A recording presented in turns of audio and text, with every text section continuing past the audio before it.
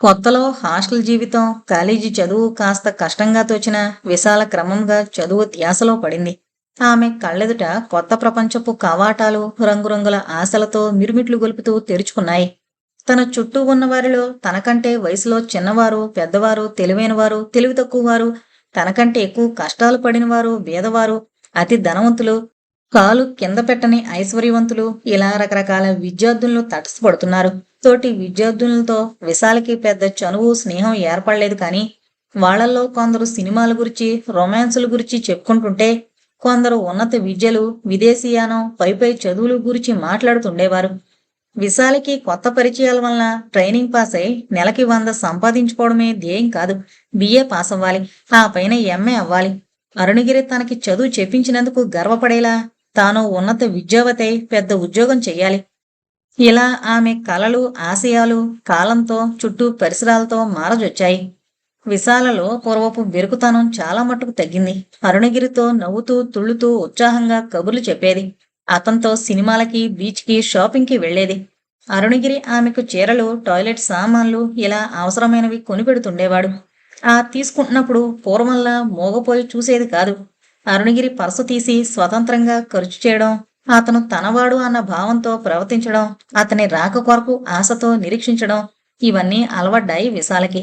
ఆమెకి అరుణగిరి మీద విపరీతమైన ఆరాధన, గౌరవం, అతని ఆరోగ్యం గురించి తాపత్రయం, మాటిమాటికి అతని క్షేమ సమాచారాలు కనుక్కోవడం, ఇవి నిత్య కృత్యాలయ్యాయి. ఈ కొత్త జీవితంలో విశాల తన అక్కా చెల్లెళ్ళకి క్రమంగా దూరం అవుతోంది. ఆమె రామారావు కుటుంబాన్ని సాధ్యమైనంత వరకు తప్పించుకునేది. సెలవులప్పుడు కూడా చదువుకుంటున్నాననే సాకుతో 1-2 రోజులు తప్ప గడిపేది కాదు కాంతం ఇంట్లో.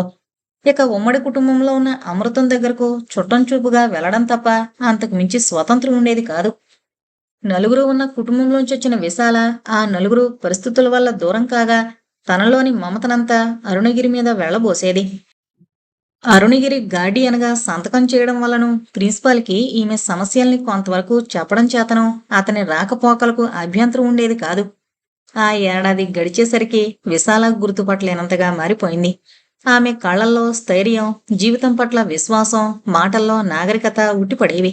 సమయం దొరికినప్పుడల్లా క్లాసు పుస్తకాలతో పాటు ఇంగ్లీషు నవల్సు, పత్రికలు చదువుతుండేది. వాటి ప్రభావం ఆమె మాటల్లో ప్రస్ఫుటంగా కనిపించేది. ఆ ఏడు విశాల పియూసీ ఫస్ట్ క్లాసులో పాస్ అయ్యింది. ఈ వేసంగి సెలవులు ఎక్కడ గడపాలి, ఎక్కడుండాలి అనే సమస్య ఉత్పన్నం కానివ్వకుండా విశాల హాస్టల్లోనే ఉండి జర్మన్ నేర్చుకుంటానంది.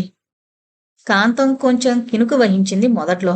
రామారావు విశాల్ని ఆక్షేపించే చొరవగాని, విశాల కొరకు ఆశపడే ధైర్యంగాని కోల్పోతున్నాడు క్రమంగా. అరుణగిరి తన కళ్ల ముందే ఎదుగుతోన్న ఈ విశాలని కుతూహలంగా పరిశీలిస్తున్నాడు. ఈ విశాల తన సృష్టి. ఇంచుమించు ఈమెను మూసలో పోసి తన అభిరుచులకి అణువుగా మలుచుకుంటున్నాడు. ఈ కొత్త విశాల తన వర్గం పిల్లల వలె బాల్య చేష్టలతో కాలం వృధా చేయదు. ఈమెలో ఉన్న చదువుకోవాలనే తృష్ణ, విజ్ఞానవతి కావాలనే పట్టుదల అతన్ని ముగ్ధుని చేశాయి. విశాల జీవితాన్ని తన అభిరుచులకి అనుగుణంగా మలచడం అతనికొక ధ్యేయంగా తయారైంది. విశాల పియూసీ పాస్ అయిన నెల్లాళ్లకి ఆ పిల్లకి భర్త నుంచి విముక్తి లభించింది. అతను పిచ్చివాడిని నిరూపించాడు అరుణగిరి లాయర్. దాంతో ఆమె వైవాహిక బంధాన్ని రద్దు చేసుకునేందుకు ఆమోదించారు కోర్టువారు. ఇంకో 6 నెలలాగితే విడాకులు స్థిరపడతాయి. విశాలకు విడాకులు కాదు ముఖ్యం, ఆమెకి భర్తింటికి వెళ్లాలని లేదు. ఆ బెడద తప్పాలి. అందుకే ఈ వ్యవహారమంతా. కాని అరుణగిరి అక్కడితో ఆగిపోలేకుండా ఉన్నాడు.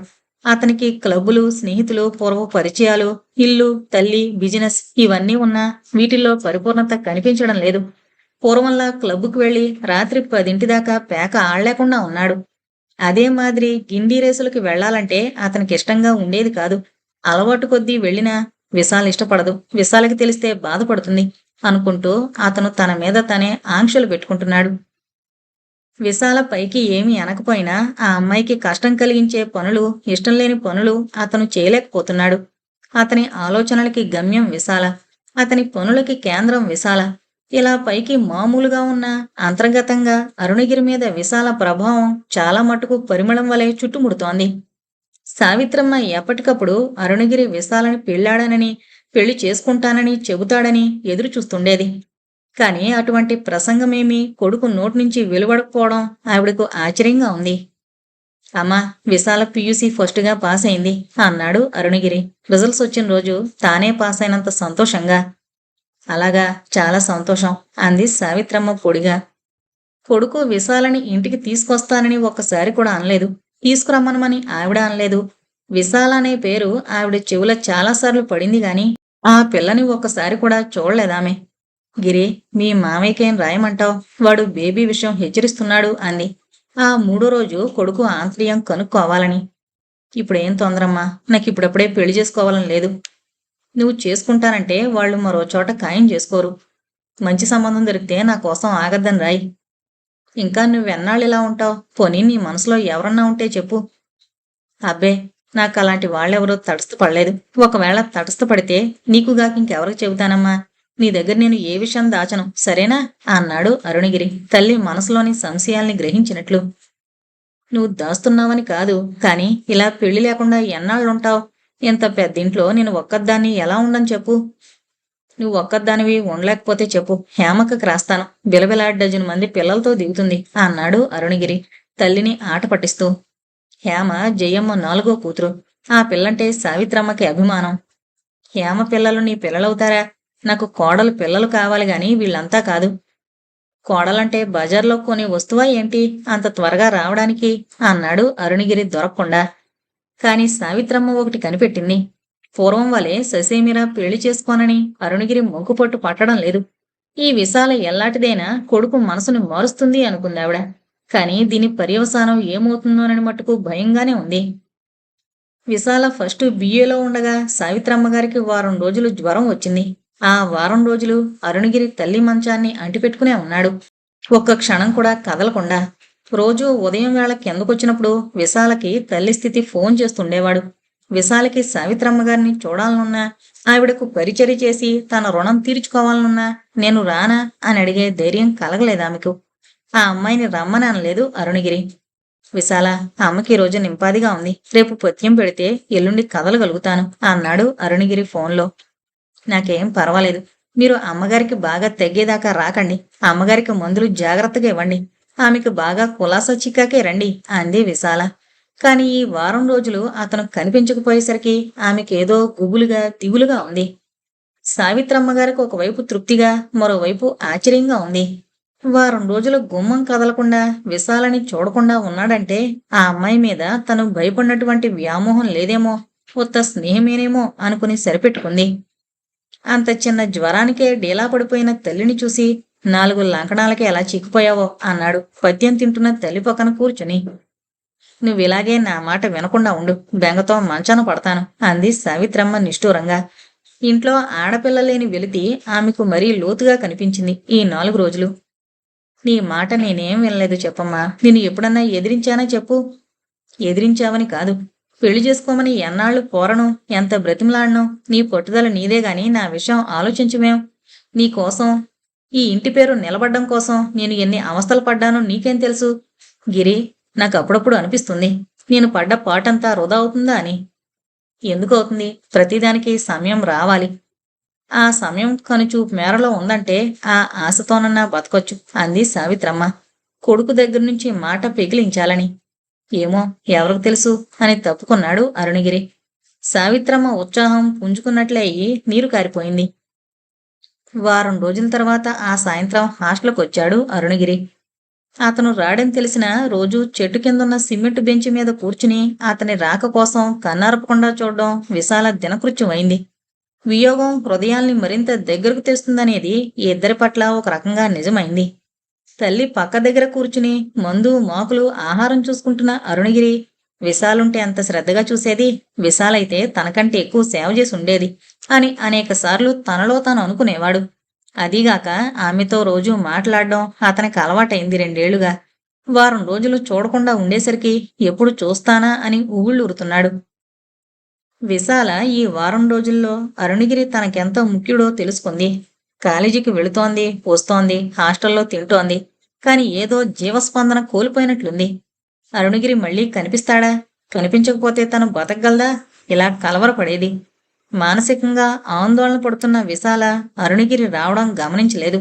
గేటు మీదనే ఆమె బాహ్య దృష్టి కేంద్రీకృతమైన ఆమె మనోనేత్రం అరుణగిరి చుట్టూ పరిభ్రమిస్తోంది. అరుణగిరి పక్కన చెతికిలబడుతూ విశాల అన్నాడు నెమ్మదిగా. వచ్చారా అంటూ అతన్ని గట్టిగా పట్టుకుంది. ఇంతలోనే తన ఉద్వేగానికి తానే సిగ్గుపడి అమ్మగారికి ఎలా ఉంది, పత్యం సహించిందా అని ప్రశ్నించింది, తన ప్రవర్తన కప్పిపెట్టుకునేందుకు. అరుణగిరి ఆమె సంచలనాన్ని తడబాటుని గ్రహించి, దేనికంత కంగారు పడతావు, మనసులో ఉన్న భావాల్ని కప్పెడితే ఇలానే అవుతుంది, నువ్వు కూడా నన్ను మిస్ అయ్యావన్నమాట అన్నాడు నవ్వుతూ. అతనికి విశాల ఇలా తన ముందు బయటపడిపోవడం సంతోషంగానే ఉంది. విశాల కేవలం తనపై అవసరానికే కాక అంతకు మించిన మధుర భావనతో సతమతమవుతోంది. ఆమెలోని ఈ మార్పు అతనికి కొద్ది కొద్దిగా అవగతమవుతున్నా ఈరోజు బాహాటంగా బయటపడిపోయింది. ఎలా ఉన్నావు? అమ్మకి నిన్నటి నుంచి బాగానే ఉంది. ఏం జ్వరం? ఫ్లూ. మీరు చిక్కిపోయారు. అమ్మకి మందులివ్వడం, రాత్రుళ్ళు తాగడానికి ఆహారం ఇవ్వడం, నాకెప్పుడూ ఇలాంటివి అలవాట్లేదు. ఇంట్లో నీలాంటి వారెవరన్నా ఉంటే ఈ బాధ్యత నాకుండేది కాదు. మీరు పెళ్లి చేసుకోండి. ఎవరిని అని అల్లరిగా అడిగాడు అరుణగిరి. రోజారాణ్ణి. ఆవిడ్ని పెళ్లి చేసుకుంటే అమ్మకి సాయంగా ఉంటుంది. మీరు చేసిన తప్పు దిద్దుకున్నట్లు అవుతుంది. నేను రోజాని చేసుకుంటే నువ్వు మనస్ఫూర్తిగా ఆనందంగా ఉంటావా? నిజం చెప్పు, నేను రోజాని పెళ్లి చేసుకుంటే నువ్వు భరించగలవా? ఎందుకు భరించలేను? తప్పకుండా సంతోషిస్తాను. మీరు సుఖంగా ఉండడం కంటే నాకు మరో కోరిక లేదు. కానీ అలాంటప్పుడు ఇలా నీతో చనువుగా ఉండగలనా? నువ్వు నాతో ఇలా స్వతంత్రంగా ఉండగలవా? మొదట్లో కాస్త బాధించొచ్చు, క్రమంగా అలవాటు పడతాను. ఏమైనా సరే మీరు పెళ్లి చేసుకుని స్థిరపడాలి. నువ్వు నిజంగా మనస్ఫూర్తిగా అంటున్నావో లేక కుటుంబ క్షేమం గురించి అంటున్నావో గ్రహించలేకుండా ఉన్నాను. కానీ నువ్వు గనక మరో పురుషుని వంక కన్నెత్తి చూస్తే నేను భరించలేను. నేను నీతో ఎప్పుడూ అనలేదు గాని మీ బావకి నా మీద ఎంత కోపమో నాకు అతని మీద అంత అసహ్యం. చిచ్చి, అతను మీ అసహ్యానికి తగడు. ఆ విషయం నాకు తెలుసు. నువ్వు అతని వంక కన్నెత్తి చూడవని తెలుసు. కానీ నీ మీద అతనికి మమతుందని, ఒకప్పుడు నిన్ను పెళ్లి చేసుకోవాలని అనుకున్నాడని ఆ విషయం నేను మర్చిపోలేను. అది తలచుకున్నప్పుడు వెర్రి కోపం వస్తుంది. నీ విషయంలో ఎవరికి అటువంటి భావం వచ్చినా నేను భరించలేను. విశాల, ఇది ప్రేమ కాదంటావా? చెప్పు. విశాల అతని కంఠంలోని తీవ్రతకి ఆశ్చర్యపోయింది. అతనికి ఏం జవాబు చెబుతుంది? ఒక్కసారి అతని 2 చేతుల్ని కళ్ళకద్దుకుంది. విశాల, నన్ను పూజించకు, ఆరాధించకు. నన్ను నీవాడు అనే దృష్టితో చూడు. నేను నిన్నుగాక మరో అమ్మాయిని పెళ్లి చేసుకోలేను. విశాలకి భయం వేసింది. ఒకసారి పెళ్ళైన తనకి మళ్ళీ పెళ్ళా? శిరోధార్యమైన ఈ అరుణగిరిని తను కిందకి లాగుతోంది. తన మీద అతనికి కలిగిన ప్రేమ ఉన్నతుని చెయ్యాలి, కిందకి లాక్కూడదు. మీరు అటువంటి ఆలోచనలు దరిదాపులు కూడా రానివ్వకండి. మనం పెళ్లి చేసుకోవడం అన్నది అసంభవం. నాకొకసారి పెళ్ళయింది. మీరు మీకు తగిన పిల్లని, ఆ అమ్మగారికి నచ్చిన పిల్లని పెళ్లి చేసుకోండి. ఇక నేనెక్కడికి పోను, ఈ ఊళ్ళోనే ఉంటాను. ప్రేమకి పెళ్లికి లంకి పెట్టకండి. ఈ మాటనే అతనొకప్పుడు రోజారాణితో అన్నాడు. ఆనాడు అవి చాలా సహజమైనవిగా, సమంజసంగా కనిపించాయి. కానీ అదే మాటలు విశాలం నోటి నుంచి వచ్చేసరికి అరుణగిరికి విపరీతమైన కోపం వచ్చింది. అలాంటి మాటలు ఇంకెప్పుడు అనకు అంటూ విసురుగా లేచి వెళ్ళిపోయాడు. ఈ కొత్త అరుణగిరిని చూసి విశాల నిర్ఘాంతపోయింది. ఈ రాత్రి విశాల చాలాసేపు నిద్రపోలేదు. అరుణగిరి మనసులో ఉన్న కోరిక ఆమెను భయపెడుతోంది. ఊరు పేరు లేని ఒకసారి పెళ్ళైన తనని అతను పెళ్లి చేసుకుందామని అనుకోవడం ఆ అమ్మాయికి పెద్ద విపత్తులా తోచింది. సంపన్నుల ఇంటి యువకుడు, చదువు, ఆస్తి, తెలివి, అందం అన్నీ ఉన్న అతను అయినింటి పిల్లని పెళ్ళాడి సుఖంగా ఉండాలి. తనిప్పుడు అరుణగిరిని కాదందు. అకస్మాత్తుగా ఎగిరి అతని పాదాల వద్ద రాలిన గడ్డి పువ్వు తాను. అరుణగిరికి తప్ప తన మనసులో ఎవరికీ చోటు లేదు. తన సాంగత్యం వల్ల అతను నలుగురిలో నగుబాటు కాకూడదని మనసులో వేడుకుంది. అరుణగిరికి విశాల మీద కోపంగా చికాగ్గా ఉంది. విశాల పిచ్చి భయాలతో వెర్రి ఆదర్శాల్ని పట్టుకుని వేలాడుతోంది. భరతముఖం చూడని ఆ అమ్మాయిని పెళ్లి చేసుకుంటే తప్పేంటి? మారుతున్న కాలంతో మనుషులు మారాలి. ఒకసారి పెళ్ళైన మగవాడు మళ్ళీ చేసుకోవడం లేదు. ఈ ఆడవాళ్లు ఎన్ని చట్టాలు, సంస్కరణలు వచ్చినా ఛాందసంతో తమ పీకకి తామే ఉరిపోసుకుంటారు. విడాకులు తీసుకున్న తర్వాత ఆ వ్యక్తి అవివాహిత కిందే లెక్క. అలాంటప్పుడు విశాల ఎందుకలా కంగారు పడుతుంది? విశాలని నెమ్మదిగా వివాహం పట్ల సుంకురాలుగా చెయ్యాలి. తను లోకం కోసం, తల్లి కోసం ఇంకో అమ్మాయిని పెళ్లి చేసుకుని అవకాశం ఉన్నప్పుడల్లా విశాలని కలుసుకుంటూ 2 రకాల బ్రతకలేడు. విశాల తనింట్లో, తన జీవితంలో భాగం కావాలి. తన చుట్టూ ఉన్న ఆడపిల్లలకి ఏ విధంగానూ తీసిపోని విశాలని తానెందుకు న్యూన్యతపరచాలి? పెళ్లి చేసుకుని తన భాగస్వామిని చేసుకుంటాను అనుకున్నాడు అరుణగిరి. బట్టలు మార్చుకుంటున్న అరుణగిరి టేబుల్ మీదున్న ఇన్విటేషన్ విప్పి చూశాడు కుతూహలంగా. రోజారాణి పెళ్లి శుభలేకది. రోజా తన బాస్నే పెళ్లి చేసుకుంటుందన్నమాట అనుకున్నాడు వరుణి పేరు చూసి. రోజా తన గురించి ఆశలు వదులుకుని ఒక నిర్ణయానికొచ్చి స్థిరపడుతుందన్న విషయం అతనికి చాలా తృప్తిని, తెరిపిని ఇచ్చింది. రోజా వైవాహిక జీవితం సుఖంగా, సంతోషంగా గడిచిపోవాలి అని మనస్ఫూర్తిగా కోరుకున్నాడు అరుణగిరి. అదే పూర్వమైతే అరుణగిరి ఈ మాదిరి ఆహ్వానం చూసి నవ్వుకునేవాడు. తన ఫ్రెండులో మరొకరు మర్యాదస్తులైపోతున్నారు అంటూ. విశాఖ సెకండ్ బిఏ అయ్యేసరికి అరుణగిరి ఆమె ఇంచుమించు కలుసుకున్నప్పుడల్లా కీచులాడుకునే స్థితికొచ్చారు. విశాల, నువ్వు పిచ్చి పిచ్చి భయాలు మానుకోవాలి, నువ్వు ఎదగాలి అనేవాడతను. అది కాదండి, నాకు పెళ్ళంటే ఇష్టం లేదు. అంటే నా మీదనా? మీరలా కాలికేస్తే వేలికి వేయకండి. నాకు మీరు తప్ప వేరే దేవుడు లేడు. నేను మిమ్మల్ని పెళ్లి చేసుకుని మీ ఇంటిని నరకం చేయను. మీ కుటుంబానికి కలిగే అప్రతిష్ట మరిచిపోతున్నారు. మిమ్మల్ని కని పెంచి ఎంత పెద్ద చేసిన అమ్మగారి మనసు ఎంత కష్టపడుతుందో ఆలోచించారా? నేను నా గురించి కాదు ఆలోచిస్తోంది, మీ కుటుంబం గురించి చెబుతున్నాను. నా గురించి నువ్వు మరిచిపోయినట్లున్నావు. మీ ఆడవాళ్ల లాజిక్ నాకు అర్థం కావడం లేదు. నాకంటే దైవం లేడనంటావు, నేనంటే ఇష్టం అంటావు, కానీ పెళ్ళంటే ఎందుకలా భయపడతావు? మనం నమ్మి మనకిష్టమైన మార్గంలో జీవితాలు మలచుకోవడంలో తప్పేంటో నాకు అర్థం కావడం లేదు. జీవితం అంటే మన ఇద్దరమేనా? ఈ నిర్ణయం చుట్టూ వారిని ఎంత బాధిస్తుందో మర్చిపోయారా? ముఖ్యంగా అమ్మగారిని. మేము మీ ఆడవాళ్లలా చుట్టూ వాళ్ళు అంటూ పట్టుకు దేవులాడుతూ కూర్చోలేం. మా నాన్నగారు 7 పిల్లలు, భార్య ఉండగా మా అమ్మను చూశారు, ఇష్టపడి పెళ్లి చేసుకున్నారు. నలుగురు 4 రకాలుగా అనుకున్నారట, కానీ ఆయన లెక్క చేయలేదు. నేను మా నాన్నగారి ముఖం ఎరకపోయినా ఆయనలా నాకు నచ్చిన పని చేసే వ్యక్తిని. ఆ విషయం మరిచిపోకు. అది మీరు వేరేగా చెప్పాలా? ఈ 3 ఏళ్ల నుంచి చూడడం లేదా? మీరు అన్నదానిలో నేను దేనికి కాదనడం లేదు. ఒక పెళ్ళనేది వద్దు. నేను మీలా కొన్ని విషయాల్లో ఎవరికీ భయపడను. మీరు ఎక్కడికి రమ్మంటే అక్కడికి వస్తాను. నేను మీ ఇంటికి కోడలవడం మట్టుకు వదిలేయండి. మీ అమ్మగారికి నచ్చిన పిల్లని, ఏ రోజారాణి వంటి పిల్లనో చేసుకోండి. అరుణగిరి పకాల నవ్వి, రోజాకి పెళ్ళై 2 నెలలవుతోంది. ఈ మాట ఇంకెక్కడ అనుకో, వాళ్ళాయన తగుకి రాగలడు. కాని విశాల, నువ్వు ఒక విషయం మరిచిపోతున్నావు. నిన్ను రోజారాణిని చూసినట్లు చూడలేకుండా ఉన్నాను. నిన్నలా చాటుగా బెంగళూరు తీసుకెళ్లి సమ్మర్ గడపడానికి నా మనసు ఒప్పుకోవడం లేదు. చాటు దేనికి? నేనెవరికీ భయపడనక్కర్లేదు. కాని నువ్వు ఎవరని చెప్పను? ఫ్రెండ్ అని చెప్పండి. అలా చెప్పలేను. నా భార్య అని చెప్పగలగాలి. నా భార్య అని చెప్పుకోగలిగినప్పుడే మనిద్దరం కలిసి ఉంటాం. లేదంటావా? నేను ఇలా అడుగుతూనే ఉంటాను, నువ్వు ఒప్పుకునేదాకా. మీకెందుకింత పట్టుదల? మనం అడవిలో బతకడం లేదు. నాకు మీకు అత్యంత పూజనీయురాలైన మీ అమ్మగారి విషయం ఎందుకు మరిచిపోతున్నారు? నేను ఆడదాన్నే కాబట్టి ఆవిడ హృదయాన్ని అర్థం చేసుకోగలుగుతున్నాను. మీరే చెప్పారు, ఆమె ఏం సుఖపడ్డారో చెప్పండి. మీ తండ్రిగారు ఉన్నంతసేపు పిల్లలు కలగలేదనే బాధ. మీరు కడుపున పడ్డారు. వైదవ్యం, సవితిపోరు, ఆస్తి గొడవలు. ఈనాడు మీరు చేతికొందొచ్చి పెళ్లి చేసుకుంటారు అని ఆవిడ ఆశపడుతుంటే నాలాంటిదాన్ని కట్టుకుంటారా? ఏం నీకేం? నీలో ఏం లోపముంది? మా ఇంటికొచ్చే రామచిలకల్ని నువ్వు చూడలేదు. వాళ్లతో 5 నిమిషాలు మాట్లాడేసరికి నాకు మాటలు కరువు అవుతాయి. 2 జడలు వేసుకుని చిలకల్లా ఇంగ్లీషు దంచుతారు, అంతేగాని బుర్రలు ఖాళీ. మీరు చిలకల్ని హంసలు చేయగలరు. నాకేం తెలివుంది? మీరు నాకు ఎన్ని నేర్పారో. నన్ను ఒక మనిషిని చేశారు. ఈనాడు మీతో సమంగా వాదిస్తున్నానంటే అది నాకు స్వతహాగా ఉన్న బుర్ర కాదు, మీ శిష్యరికం వల్ల వచ్చింది. కాని విశాల, నువ్వు ఒకటి మరిచిపోతున్నావు. వీటన్నింటినీ మించి ఇష్టాలన్న ఉంటాయి.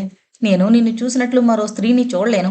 నీకంటే తెలివైన వారు, అందగత్తెలు, సమర్థులు అయిన పిల్లలు నాకు తటస్థపడొచ్చు. కానీ వాళ్ళు నా విశాల కాలేరు. ఆ విషయం నీకెందుకు తట్టడం లేదు? నేను ఆ మాత్రం అర్థం చేసుకోలేనా? మీకెందరో విశాలను తటస్థపడచ్చు, కానీ నాకొక్కటే ఒక్క అరుణగిరి. అలాంటి అరుణగిరి ఇంకా తటస్థపడరు. నాకు లోకమంతా అరుణగిరే. అది మిమ్మల్ని అర్థం చేసుకోమంటున్నాను. అలా అని మిమ్మల్ని అవమానాల పాలు కానివ్వలేను. మిమ్మల్ని ఉన్నతులుగా చేయడంలోనే నాకు పరమార్థం ఉంది. నేను మిమ్మల్ని వేడుకుంటాను, మీ విశాలగా కోరుకుంటున్నాను. మీరు ఈ ప్రయత్నం మానుకోండి. విశాల, నా గురించింత తాపత్రయపడిపోతుంటావే? నా ఆనందం, నా తృప్తి ఇవి నీకు ముఖ్యం కాదా? మన జీవన సౌఖ్యం కంటే నీకింకేం కావాలి? దానికి మించిన ఉన్నతమైన విలువలున్నాయి. వీటి వెనక మీ అమ్మగారున్నారు. మన జీవితాలతో పెనవేసుకుపోయిన మీ అమ్మగారిని, మీ ఇంటి ప్రతిష్టని మరిచిపోకండి. మా అమ్మ మన నిర్ణయాన్ని నిండు మనసుతో ఆమోదిస్తే అప్పుడేం చేస్తావు? మీరు ఆమె మీద ఒత్తిడి తేకండి. పెళ్లి చేసుకోనని, చేసుకుంటే నన్ను తప్ప మరొకరిని చేసుకోనని హఠం చేయకండి. మీకు ఎలా చెప్పాలో, ఎలా వేడుకోవాలో అర్థం కాకుండా ఉంది అంది విశాల కన్నీళ్లతో. చిచ్చి, కళ్ళనీళ్లు పెట్టుకోకు. ఇంక లేస్తాను. నీకు నవ్వుగా ఉంటుందేమో. అయినా నీ దగ్గర నాకు దాపరకం దేనికి? భోంచేసి పక్క మీద పడుకుంటానా? పూర్వం హాయిగా చదువుకునేవాణ్ణి. కానీ ఇప్పుడు చదువుకోలేకుండా ఉన్నాను. మనసు నీ చుట్టూ తిరుగుతూ ఉంటుంది.